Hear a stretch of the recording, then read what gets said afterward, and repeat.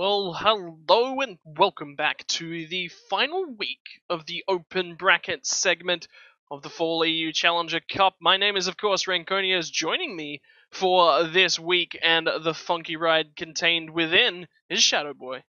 Hello, hello, hello. How are you all doing? Yeah, not too bad. So quickly, Shadow Boy, let's set the scene before we go too hard in on these picks and bans, which you can already see starting to come through on your screen.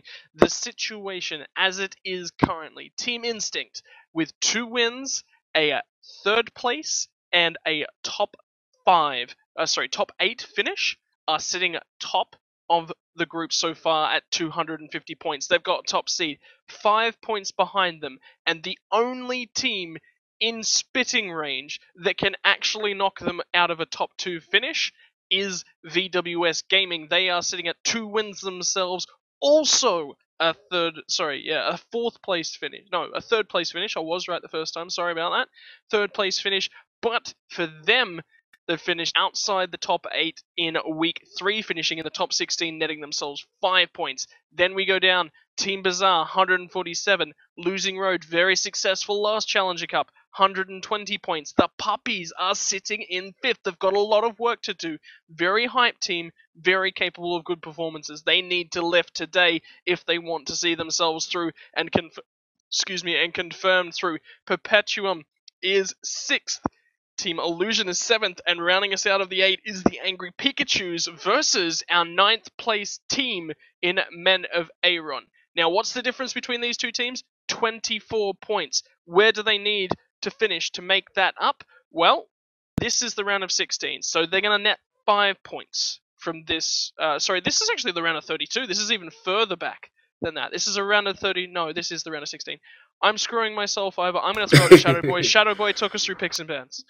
But yeah, Angry Pikachus definitely want to bring a strong team composition to go ahead and boost themselves up above Men of Aaron and secure themselves a nice position on the ladder here. But they drafted a pretty good team comp so far. They've got Khepri, Agni, Neith, all of which are of course strong individual picks of their own. But they are up against some of the more classic, I guess you would say, combos here on the side of Men of Aaron. So you've got of course the Athena Medusa. That's a bit heavy to deal with, and of course Sun Wukong brings his own style to the team composition. Hunbots rounding it out for the jungle is going to bring a lot of difficulty to team fights for Angry Pikachus, especially if he does come around and flank Angry Pikachus with a Fear No Evil.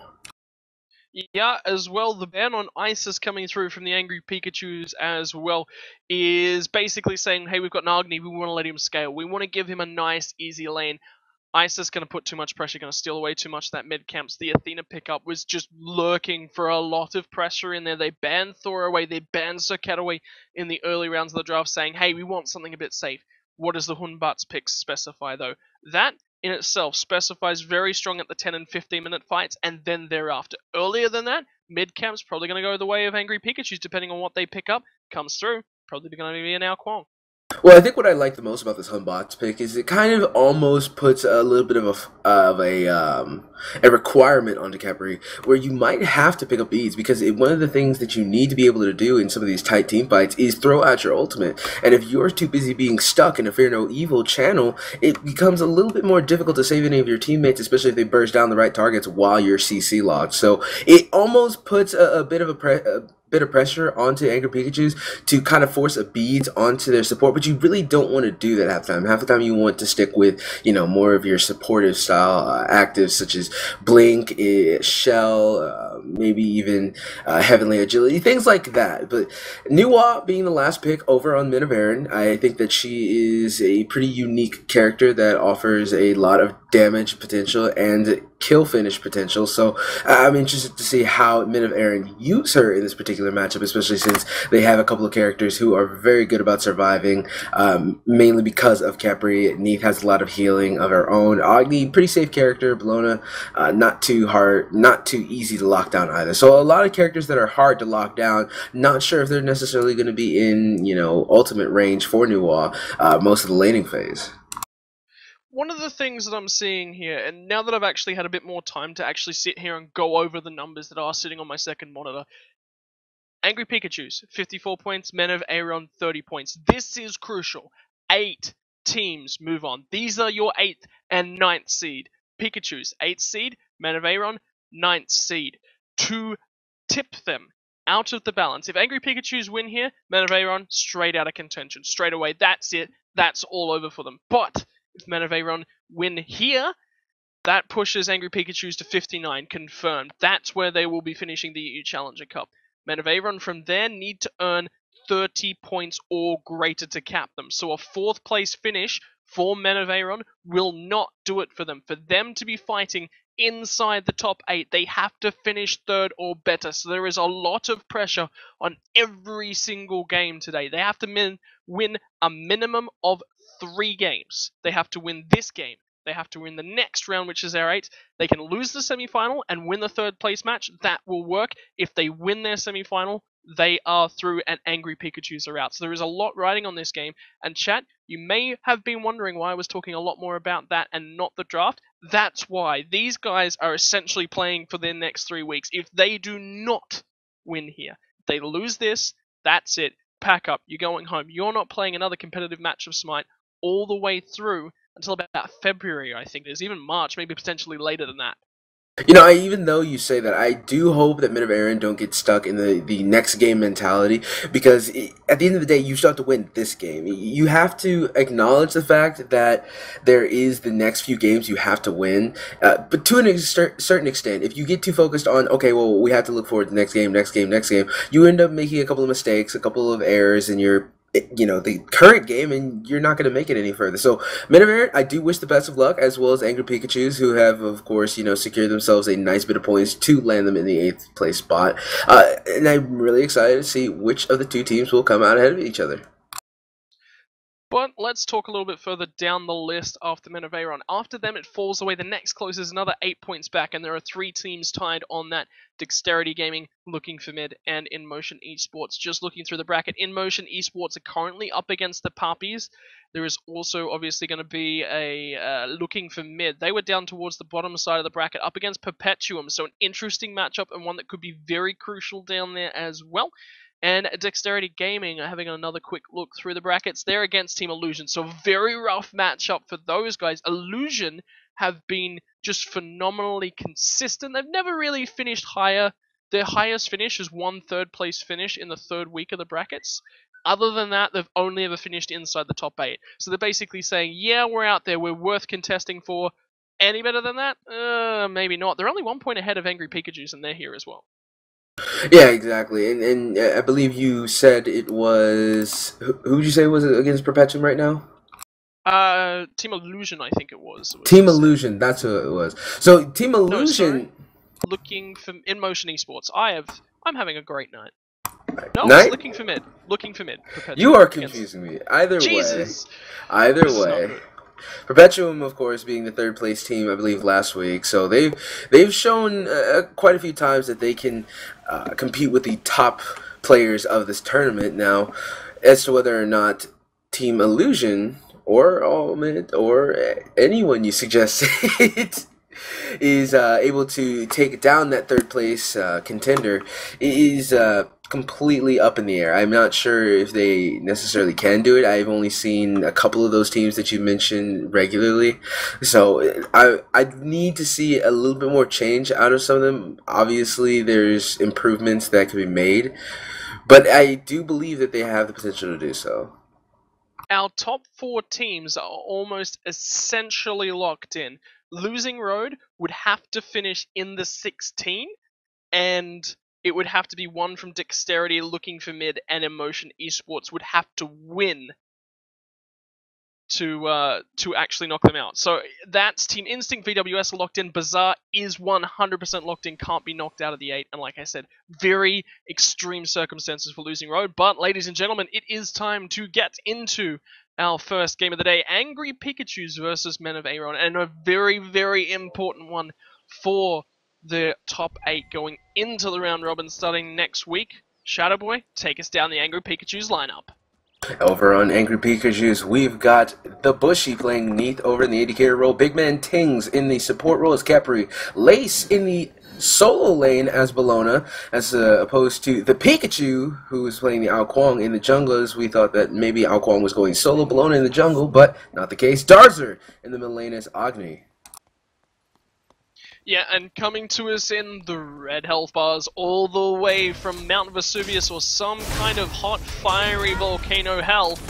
That was a pun. Lord WizKids, shoutouts to you, son. But Men of Aaron is going to be our red side coming into this one. Deathwalker is going to be your Hunter Medusa with that Idusa skin. Not in game just yet, coming out the next couple days for week 5 of the Odyssey. I'm hotly awaiting that one. Kalas is going to be on your Athena in the Guardian role. Alexum in the mid lane on the Noir. And Kaysen is going to be your jungle monkey number 1 on Hunbats. Azun rounding us out on monkey number 2 playing Sun Wukong in the solo. You know, it's funny. Most of the times I see the Monkey Brothers on the on one team, that team usually wins. It's kind of a weird, I guess, superstition thing. But usually, Monkey Brothers translates to victory in most games I've played. But you know, all jokes aside, I was really surprised to see that Ao Kuang wasn't the solo laner of choice. Not because he's not capable at jungle, just because Bologna typically offers a lot into the earlier stages of the jungling route. So her being able to make a bigger impact at level 5 is what a lot of teams really like, whereas they like giving Ao Kuang that farm potential, and on top of that, if he's boxing all the time, he has more opportunities to get in threshold for his ultimate. But have a look over towards the solo lane. You mentioned it. Let's bring it up. Lace is doing exceptionally well. He's clearing really well. He's putting a lot of pressure back on towards Ezun. And I feel this is why they're running it. Bologna can handle Sun Wukong for those first 3 levels. Ao Kuang, a lot of troubles, gets bullied out. And as we all know, very low health pool in the early portions of the game. Oh yeah, you have to play extremely safe, Oh, he's just about dead. Looking for the Hammer Slam. Lace! He's gonna pick it up, and the angry Pikachu's looking for that Thunder Shock from the sky to secure it, just like an early level gym leader. Yeah, it's really hard to take Bologna out of her Hammer Slam. I mean, you either have to land a really good Ox Form or a Tiger Stun, and that's about the only option. And unfortunately, Easy Hoon did not have either available to him in the current moment. You've been watching the League of Legends World Championships, haven't you?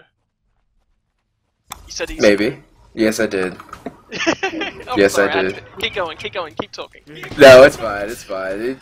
That was not a very entertaining series. But over in the middle lane, a little bit of pressure coming out as Agni is going to use his dash forward to possibly find a kill potential. And lovely Alexum is going to be able to stun them and separate the Men of Aaron from angry Pikachus. But mid-camp's going to be spawning here in about 45 seconds or so. They're going to be waiting for that one to come up. Meanwhile, dual lane's not been looking too good.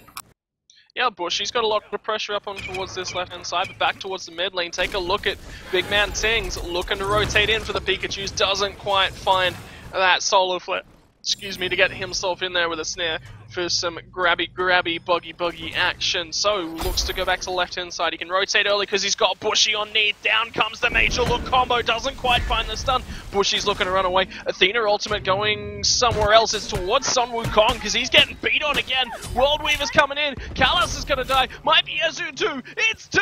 It's 2 for the Pikachus, and that's why they choose you.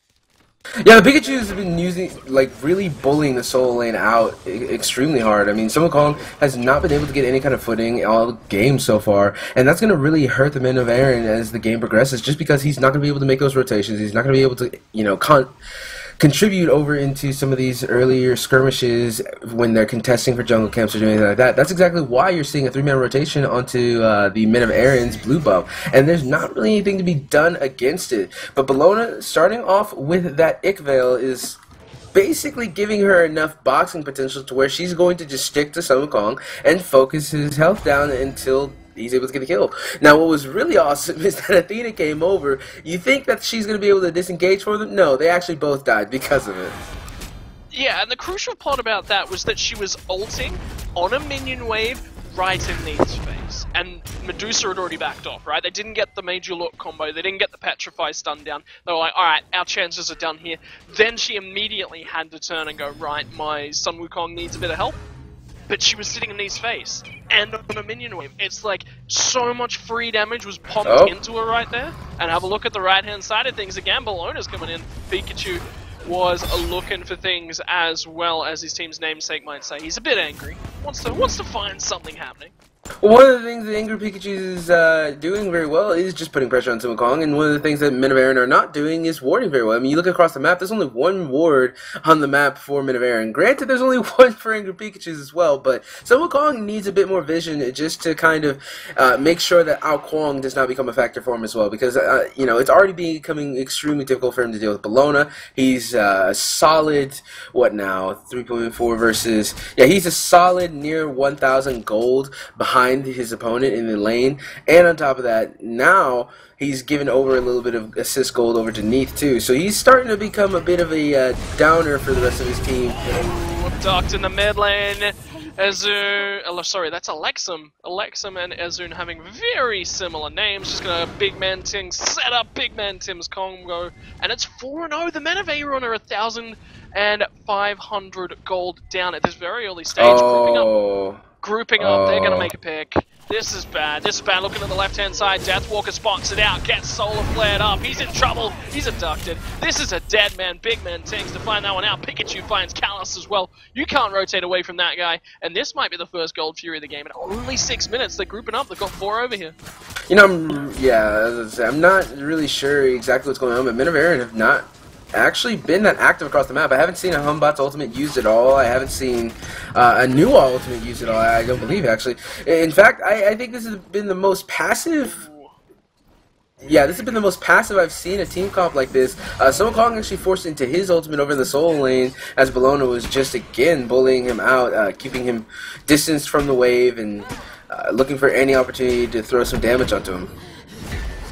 Yeah, looking for some aggression. Lace once again bludgeons around. Azun's going to come in on him, but that's a full minion wave, and you've got no ultimate. You have to be super careful, and the only reason he's thinking about going that aggressive is because Alexum's on the left-hand side of things. Realizing what's exactly up, Lace gets a call from his mid laner, says, hey, Daza, things are missing over here. You might want to back up. Does so successfully. Team looking for a little bit of things on the left-hand side again. Look at all the wards that have just come out from the Angry Pikachus. I mean, but there's also a lot of wards coming out from Men of Aaron. Most of the Angry Pikachu's wards are coming out into Gold Fury, which means they do want to put a little bit of priority on getting the objective, maybe solidify a higher lead. Men of Aaron, on the other hand, is basically just looking for any kind of pick opportunity, looking for somebody to just catch out, you know, on their own. Because despite the kill line and despite the kill score, they're not actually that far behind in gold, but they are about to get caught onto a little bit of a fight. And Athena might just put herself in a bad spot. Humbot's ultimate used to try and disengage, but unfortunately that's not going to be enough. The Pikachu is going to be the one to secure the kill onto Athena. He's not going to look for any other aggression under tower. That's a bit too risky for an Ao Kwong, and they're just going to turn their attention back over to the Gold Fury, clear out the ward there, and get back to a farming state of the game. But again, Men of Aaron just constantly on the back foot, not able to really make any aggressive or forward play style, and they just end up getting picked off again and again. And if M Target will quickly take us to the graphs to take a bit of a look at things. Gold difference now, 3k experience, very much similar to that as well.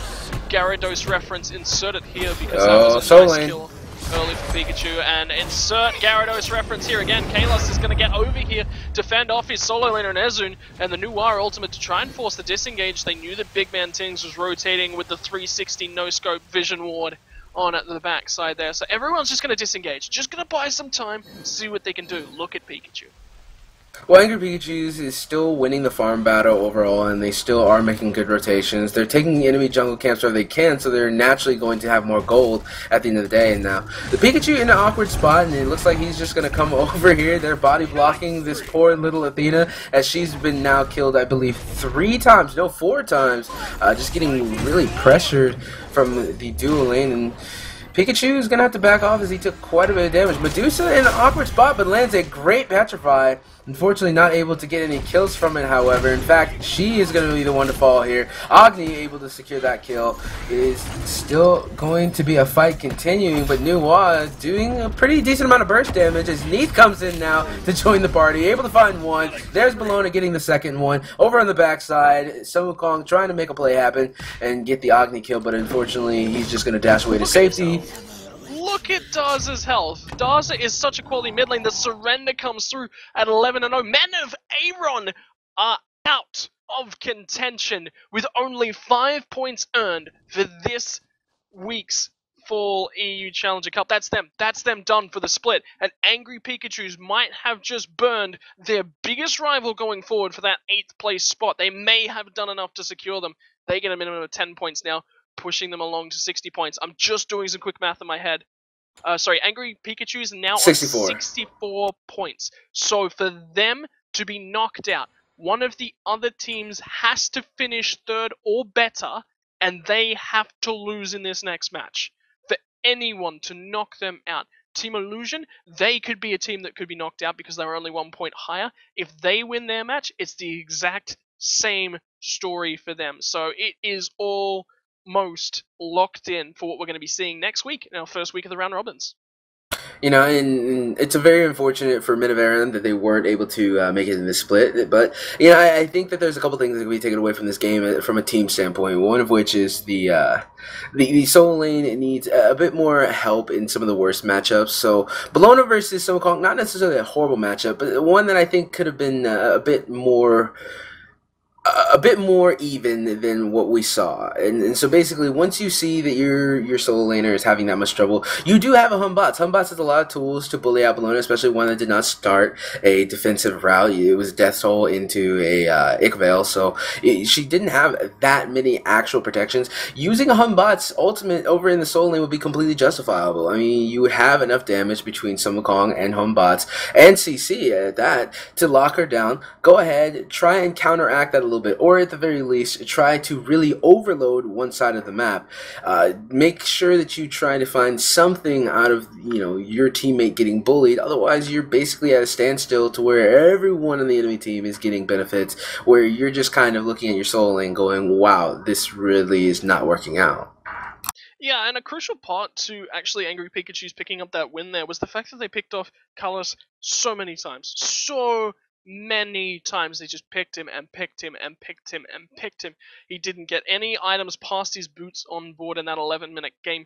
But also crucially, I think the starts in the solo lane actually switched things up and pushed them heavily in favor of Bologna. Destol gives health. There is no health whatsoever on the new Bluestone Pendant. None. Nada. Nothing whatsoever. You are looking 100% for early kill pressure. Destol, you've got sustain, both mana and health. You have physical power, you have health, you have everything you want. What else did he start with? He started out with the short bow, which upgrades directly into the Ichival. So he's already one item looking ahead to try and get that early item advantage. He kills him early, forces him into a teleport, a tier 2 teleport at level 2, I think actually he bought that one out. Yeah. He's behind. From that point on, Sun Wukong is not relevant in the game. His job is to try and clear waves and not die. Did he do that? No. He had so much trouble clearing waves, the Bluestone Pendant was just like, I'm squishy. I can't do anything. I'm not beefy. This is why I'm not a huge fan of Bluestone. Some matchups, yes, it works. Others, it totally doesn't. Well, and that's exactly the reason you get Bluestone, is for that clear potential, because then at that point, at around level 3, yeah, about level 3 on your Jingle Bang, you basically are able to clear the wave, but he just never got to a comfortable enough point where he could come up to the wave and just do that. So, with that in mind, in hindsight, it would have been better to start something defensively like the Smitty's Hammer, or maybe go into the Steel Mail immediately looking for the Mystical Mail. I'm a big fan of the Steel Mail in that particular matchup as well, so yeah. But that's in hindsight. Of course, we can't exactly speculate that he was going to be under that much pressure. I mean, some Bolognas don't play that aggressively. Credit to Lace for doing so. It did leeway his team into a lot more opportunities. But I think another issue I had, for me at least, was that the mid lane, which actually was the second lowest farm in the game, just really didn't become relevant. Now, part of that is because Nuwa, it's hard to become relevant really early on. I mean, their team comp as a whole, it does really good in the mid to late game, less so than the early game. They don't really have any tools in the early game to just kind of put pressure anywhere on the map. But that being said, your farm game and your safe game has to be on point. It's because you have a team that is not as aggressive in the early to mid game that you need to have a farm focus. We need to not give up objectives. We need to go ahead and secure as much gold for our team as we can, and we need to play safe and understand that once we hit about level level 10, 12, we could start to look for some really good combination fights. The only actual pressure lane that I saw on the map was the Medusa Athena, and they never really got their combo clicking in the dual lane, which is fair. I mean, Beads is on all the characters that it needs to be on, and they only needed to get tier 1 for such a long time because no one was using those CC tools on any of them. I mean, you think about it, Humbots comes in after Beads level 1. That's an easy kill, but that's besides the point. Basically, if you have a team comp like this, you need to play safe, look for smart opportunities, and then progress from there. And again, we're going to come back to that steel mail versus, and I know you said Smithy's hammer, and I know you're a bit of a fan of it, but I say steel mail is so much better because it promotes that mid game, that 10, maybe 15-minute fight, not fighting before then. Your only potential fight, you are 100% correct, nailed it, was the major look combo on that left-hand side, Athena Medusa. And they did have pressure. They did have an opportunity where they did pick out Neath, but then Kaylas had to go somewhere immediately, right? What is their composition? Look at what their composition does well. What does it do well? Pressures them out. What anti-map pressure do they have? They've got absolutely nothing coming through from the side of Angry Pikachus. They've got nothing. They've got no way to get around that map quickly, right? Pigman Tinks was the one that was rotating more. What does that say? That says that you're losing every single lane. Athena could not have ulted and saved somebody, could not have ulted and turned any fights. All she did was ult once to the right-hand side. After she'd already died, mind you. This is the second one to save Sung Wukong. And what happened out of it? Absolutely nothing. They didn't win pressure on the right-hand side. They lost a lot of Gold Fury pressure. They didn't, save a lot of minions from hitting the tower. Athena wasn't able to get those. She had to let them come into tower because she was not safe farming against 3 because they knew our ulted to check it as well. They just had no pressure across the map. And I think that's something, you mentioned it before the game. If Aaron loses, don't walk away. Don't walk away. What do you need to do? Alright, you've got this cast. You've got this game on record. Go ahead. Sit down. Break it down. We have got 4-5 months before the next Splitter Challenger Cup. There'll be a couple of meaningless tournaments in the meantime. We can just play in them, use them as sort of scrims, and we can just practice behind the scenes. We can prepare, and I think that's what they needed to do. They had an okay draft. They just needed to play to that in their early itemization. I think Medusa with Transcendence was the right call.